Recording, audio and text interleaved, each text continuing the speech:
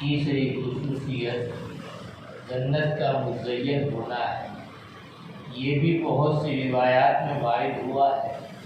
بعض روایت میں آیا ہے کہ سال کے شروع ہی سے رمضان کے لیے جنت کو آراستہ کرنا، سجایا جانا شروع ہو جاتا ہے،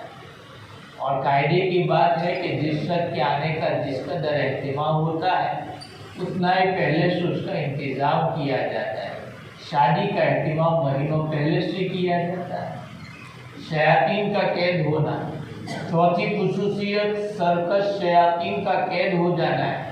کہ جس کی وجہ سے معاصی یعنی گناہوں کا زور کم ہو جاتا ہے۔ رمضان میں رحمت کے جوش اور عبادت کی زیادتی کا تقاضا تو یہ تھا کہ شیاطین بہکانے میں بہت ہی انتھک کوشش کر ڈالتے اور پاؤں چوٹی کا زور ختم کر دیتے، اور اس وجہ سے گناہوں کی زیادتی اس مہینے میں اتنی ہو جاتی کہ حد سے زیادہ۔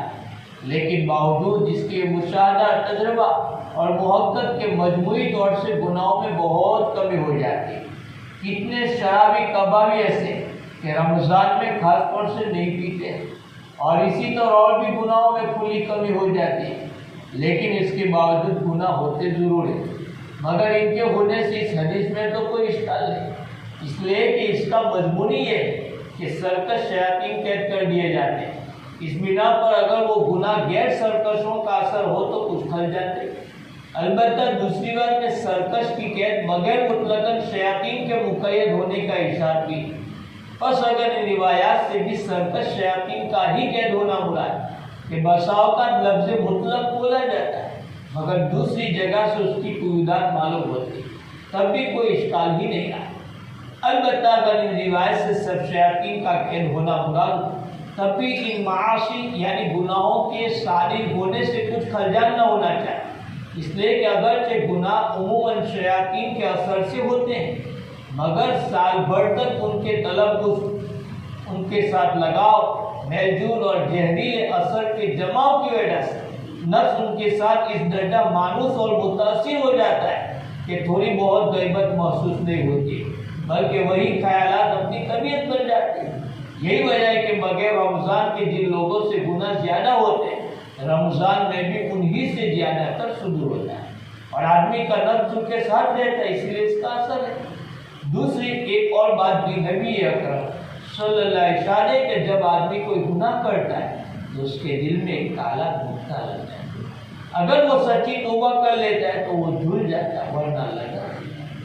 اگر دوسری مرتبہ گناہ کرتا ہے تو دوسرا نقطہ لگ جاتا ہے، حتیٰ کہ اس کا قلب یعنی دل بالکل سیاہ اور کالا ہو جاتا ہے،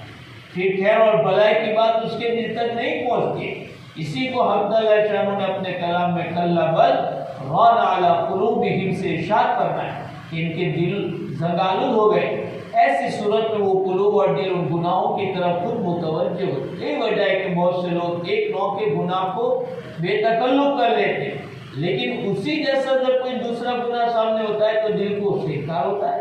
مثلا جو لوگ شراب پیتے ہیں ان کو اگر سور کھانے کو آ جائے تو ان کی طبیعت کو نفرت ہوتی ہے، حالانکہ گناہ میں دونوں برابر ہیں۔ تو اسی طرح جب کہ غیر رمضان میں وہ ان گناہوں کو کرتے رہتے ہیں تو دل ان کے ساتھ لگے جاتے ہیں، جس کی وجہ سے رمضان میں بھی ان کے ہونے کے لیے شیاطین کی ضرورت نہیں رہتی۔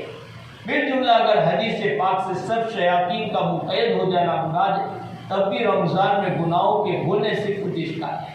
اور اگر متمرد خبیث شیاطین کا مقید ہونا مراد ہے تب تو کوئی اشکال ہے نہیں، اور بندے ناچیز کے نزدیک یہی توجیہ بہتر ہے، اور ہر شخص اس کو غور کر سکتا ہے، تجربہ کر سکتا ہے کہ رمضان مبارک میں نیکی کرنے کے لیے یا کسی معصیت گناہ سے بچنے کے لیے اتنا زور نہیں لگانے پڑتے جتنا کہ غیر رمضان میں پڑتے، تھوڑی سی ہمت اور توجہ کافی ہو جائے۔ حضرت مولانا شاہ محمد اسحاق صاحب رحمۃ اللہ علیہ کی رائے ہے کہ دونوں حدیثیں مختلف لوگوں کے اعتبار سے یعنی فساق فاجر لوگوں کے حق میں صرف متکبر شیاطین قید ہوتے اور نیک لوگوں کے حق میں مطلقاً ہر قسم کے شیاطین قید ہو جاتے۔ روزے داروں کی مغفرت، پانچویں خصوصیت یہ بیان کی گئی کہ رمضان المبارک کی آخری رات میں سب روزے داروں کی مغفرت کر دی جاتی ہے۔ یہ مضمون پہلی روایت میں بھی گزرا ہے، کیونکہ رمضان کی راتوں میں شب قدر سب سے افضل رات ہے، اس لیے صحابہ نے خیال فرمایا کہ اتنی بڑی فضیلت کہ آخری رات میں سب روزے داروں کی مغفرت اسی رات کے لیے تو ہو سکتی ہے، مگر نبی اکرم ارشاد فرمایا کہ اس کے فضائل الگ تھے، مستقل علاحدہ ہیں، یہ انعام تو ختم رمضان ہے۔